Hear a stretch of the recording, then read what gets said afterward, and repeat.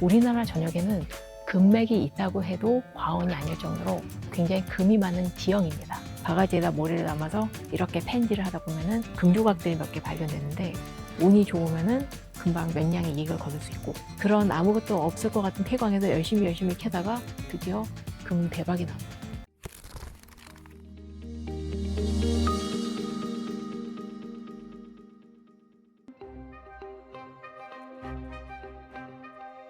한반도 전역에서 금이 가장 많이 배치된 곳은 평안도 쪽이고요. 그 다음에 충청도에 좀 있고 강원도에 좀 있고, 그 외에 전국적으로 사금은 흩어져 있기 때문에 어디든 강가에 내려가서 이렇게 해보시면 금이 나올 수도 있습니다. 우리나라의 금이 얼마나 널리 퍼져 있냐는 하나의 예는 그 마포의 황금 아파트입니다. 1990년대 그 마포에 아파트를 짓기 위해서 기반공사를 하는데 금이 발견됐어요. 황금이. 금맥이 발견돼서 이제 이걸 더 캤느냐, 아파트를 세울 것인가 결정했는데, 그 금이 그렇게까지 채산성이 좋지 않다는 판단이 나서, 즉 아파트 값이 더 비싸다는 판단이 나서 그냥 금맥은 놔두고 그 위에 아파트를 세웠습니다. 대신 아파트 이름을 황금 아파트라고 했죠. 그냥 금이 있는 게 아니라 돈이 될 만큼 많은 금이 개발되는 광맥은 이제 많이 없어졌고, 지금 우리나라에 한 경기도만 하더라도 한 10군데 정도인데 차츰 폐광되고 있습니다. 조선시대 그리고 세종 때 실록을 보면은 이런 이야기가 있습니다. 우리나라는 금과 은이 많지 않다. 그렇게 얘기되었는데, 그런데 사실 따지고 보면 우리나라 전역에는 금맥이 있다고 해도 과언이 아닐 정도로 굉장히 금이 많은 지형입니다. 근데 왜 세종 때는 우리나라엔 금이 없나 라고 얘기한 것은 중국에 금과 은을 바쳐했기 때문에, 그걸 어떻게든 양을 줄여버리려고 해서 조선시대 초기만 하더라도 만약에 금광이나 은광이 발견되면 일부러 파묻었어요. 그리고 신하들을 보내서 중국 황제한테 호소했죠. 우리는 금과 은이 나지 않으니까 내는 거 좀 줄여주세요. 그래서 간절하게 빌어서 결국 금과 은을 안 내게 된 것을 아주 온 나라가 축하할 정도였습니다. 그리고 조선시대 정조 때에 굉장히 금광이 인기가 있었다는 사례가 있는데요. 그 수안에 금광이 여러 곳이 발견되게 됩니다. 그러자 그 일대의 백성들이 일제히 농사일 하던 것을 다 내려놓고 금을 찾기 위해 우르르 몰려가서 순식간에 10만 명이 사는 도시가 만들어졌다고 할 정도입니다. 그래서 당연히 광부도 있고, 그 광부들에게 먹을 걸 파는 사람, 그 광을 캐기 위한 그 장비를 파는 사람, 그러게 모든 그 시장이나 그런 것들이 만들어져서 갑자기 급속도로 도시가 만들어져서, 이게 어떻게 보면 국가로서는 큰일이잖아요. 갑자기 도시가 만들어졌기 때문에 정약용을 비롯한 많은 관리들이 이거 빨리 없애버려야 된다. 금을 캐느라고 백성들이 자기 할 일, 그 농사일 내팽개치고 가는 것은 이건 천부당 만부당한 일이다 라고 해서 굉장히 많이 비판을 합니다.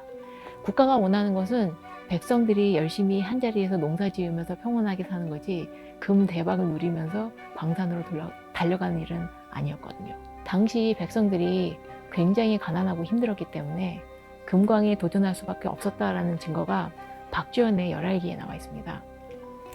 박주현이 이제 그 친척 형을 따라서 중국에 가는 와중에 그 압록강을 건너가게 됐는데, 그 와중에 금을 캐는 가족들을 만나게 돼요.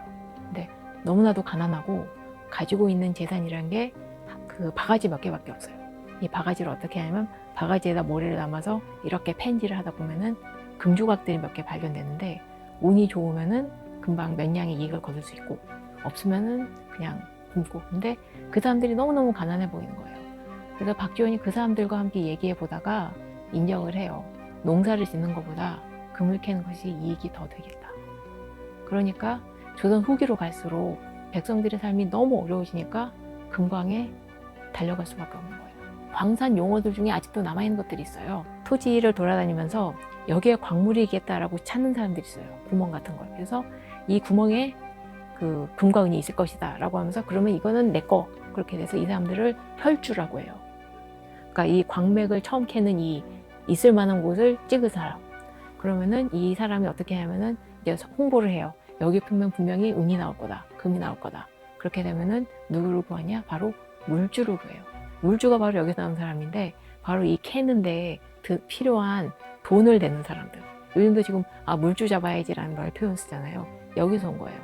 그게 물주가 생기고 그 다음에 또 이걸 또 파야 되잖아요. 그럼 일반 광부들을 동원하게 되고 이 광부들을 관리한 사람이 바로 덕대인데 그 광부를 캐게 하고 그리고 이제 여러 가지 질서 정리도 하고 그런 사람들. 조선시대의 골드러시는 그 일제시대 때의 황금광 시대에 비하면 아주 얌전했습니다. 일제시대 때의 그 골드러시, 그러니까 정확히 말하면 완전히 그거는 황금광 시대라고 할 수 있는데, 이거는 전봉관 선생님의 황금광 시대라는 책에서도 잘 다뤄져서 볼만한 내용인데요. 당시 전 세계는 금본위제를 실시하게 됩니다. 황금이 하고 같은 양의 화폐를 준비해서 그걸 통해서 자기 나라의 화폐의 가치를 인정하게 하는, 자기 나라의 화폐의 가치를 유지하기 위해서 그만큼의 금을 확보하려고 들거든요. 맨 처음에 영국이 시작하고 다른 나라도 같이 해봤다가 이게 실패로 돌아갑니다. 도저히 그만큼의 양의 금을 확보할 수가 없기 때문에. 그랬는데 일본이 이 금본위제에 좀 늦게 뛰어들어요.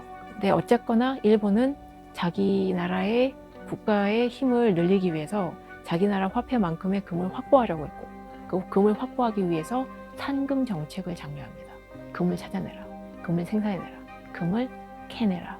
그래서 눈을 돌린 게 바로 조선의 탄광대입니다.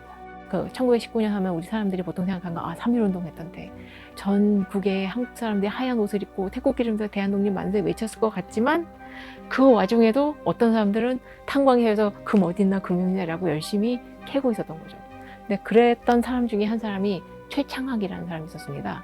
이 사람은 사실 교육도 잘 못 받고 그냥 한마디로 약간 좀 파랗고라고 해서 이제 그 탄광을 다니면서 금 어딨나 막 이렇게 캐던 사람인데 자신의 그 삼성 금광에서 엄청난 양의 금을 발견하게 되면서 일약 대박을 터뜨립니다. 이 사람에 대해서 인상이 되게 당시 사회적인 인상이 되게 좋을 수밖에 없었던 게 이 사람이 금광을 발견한 게 1923년이거든요. 이 당시 조선인 부자하면 누구냐면 다 신일파들이었어요. 그런데 최창학은 그렇게 교육도 많이 못 받고 그리고 어쨌거나 탄광일을 열심히 해서 조선 사람이 자기 눈으로 부자가 된 거예요.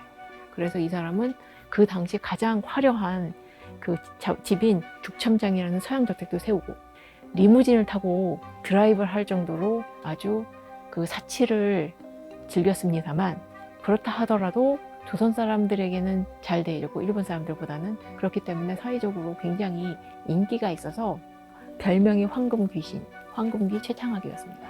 그런데 사실 이 최창학이 정말로 부자가 된 거는 이 사람이 금을 캐서 부자가 됐다기보다는 자기가 가졌던 그 삼성 금광을 일본의 미쓰이 회사에 그 금광 개발권을 팔아넘깁니다. 그 팔아넘기면서 그 당시 받은 돈이 한 30만 원 그렇게 되거든요. 거의 조선인 최고의 부자가 될 수 있을 정도의 돈이었습니다. 그 최창학과 비교되는 또 하나의 황금왕이 있었으니 이 사람이 바로 방응모입니다. 이 방응모는 아마 조선일보 사장이라고 하면 더 잘 알게 될 거예요.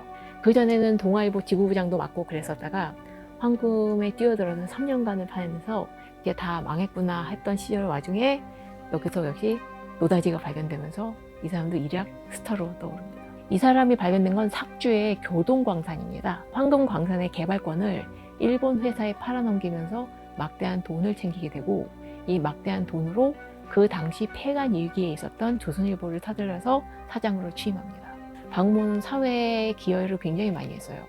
안창호나 한용운 같은 사람, 그리고 이광소 같은 당시 문학가나 독립운동가들에게도 돈을 많이 보조를 해줬어요.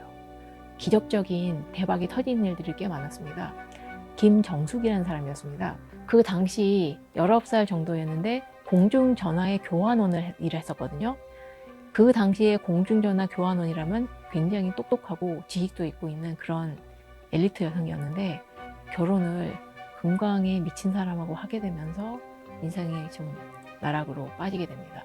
이 남편이 금을 찾겠다고 가족을 버리고 강원도로 가버려요. 정선으로.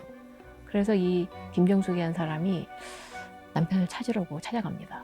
찾아가서 남편을 데리고 오지는 못하고 옆에서 같이 금 캐게 돼요. 이 금 캐는 일이 잘 되지 않았어요. 정확히 말하면 잘 되려고 할 때마다 회방이 들어왔어요. 좀 어떻게 해서 금이 좀 나왔다 싶으면 어디선가 나타난 시아주버니가 이 금맥을 싹 뺏어갑니다. 이 사람들을 더 없는 대로 내쫓아버려요. 그 사람이 여긴 정말 아무것도 안 나오겠다 싶은 광산 하나를 그냥 이 부부한테 줘버려요. 그래서 이 부부가 그런 아무것도 없을 것 같은 폐광에서 열심히 캐다가 드디어 금 대박이 나온 거예요. 그래서 일시에 대박을 내가지고 이 광산을 일본 회사에 팔아서 갑자기 큰 부자가 됩니다. 큰 부자가 된 다음에 인터뷰를 해요. 나는 이렇게 힘들게 일해서 부자가 되었으니 앞으로 힘든 사람들, 공부하고 싶지만 못한 사람들을 도우면서 열심히 살겠다라고 인터뷰를 해요. 실제로도 만주에 있는 사람들이라든가 여자 학교에도 많이 기부를 하고 많은 활동을 했습니다만 그게 잘 되지는 않았습니다. 남편이 또 계속 사고를 쳤거든요. 이 사람이 또 다른 광산을 캐서 일을 하고 있었는데 일단 금이라는 게 예쁜 순금이 톡 하고 튀어나온 게 아니라 수많은 광석 사이에 섞여 있는 금조각으로 나옵니다. 금조각을 골라내요. 최대한 많이 골라내요. 그 다음에 남은 돌들을 버력이라고 하는데 이 버력은 전부 일종의 쓰레기가 됩니다. 그런데 이 쓰레기 돌을 사가는 사람이 또 있어요. 왜냐하면 거기 어딘가에 금 찌꺼기가 있을지도 모른다 해서 그걸 더 찾는 사람들. 그래서 쓰레기 돌이 어마어마하게 많은 양, 300가마니쯤 됐는데 어떤 사람이 이걸 사겠다고 합니다. 김정숙의 남편이 이름이 최응주였습니다. 이 사람이 맨 처음에 계약했던 사람한테 안 팔고 딴 사람한테 팔아버렸어요. 그것도 더 비싼 값도 아니고 더 싼 값에 그냥 확 팔아버린 거예요. 그러니까 원래 이 쓰레기 돌을 이러던 사람이 소송을 겁니다. 분명히 그 쓰레기 돌에는 금이 있었고 금이 아주 많이 있었을 거고 그 금의 돈을 내놔라 하면서 소송을 걸어요. 그래서 그 당시 신문에서 이거 진짜 황금에 미친 시대에나 벌어질 수 있는 웃긴 소송이다 라고 보도가 나올 정도예요. 또 이제 김정숙은 어쨌거나 그 금을 캐면서 힘들게 낳았던 자식들의 교육에 굉장히 애를 썼거든요. 근데 그래서 그 딸들도 전부 학교를 보내고 그렇게 교육을 했습니다만 그 김정숙의 큰딸이 어떤 이유인지 알 수 없지만 양잿물을 마시고 자살기도를 합니다. 그런데 이 김정숙은 이 사실을 쉬쉬하면서 숨기려고 했지만 결국 신문보도에 크게 나요. 그래서 신문보도에 그때 하는 말이 아무리 황금이 많아서 부자가 됐어도 행복하지는 않은 거라는 이야기가 아니겠느냐라고 이렇게 기사가 나와요. 그리고 그 외에도 수많은 황금을 통해서 부자가 된 조선인 부자들이 있었습니다만 자 이제 이 사람들이 또 어떤 일에 시달렸냐 하면은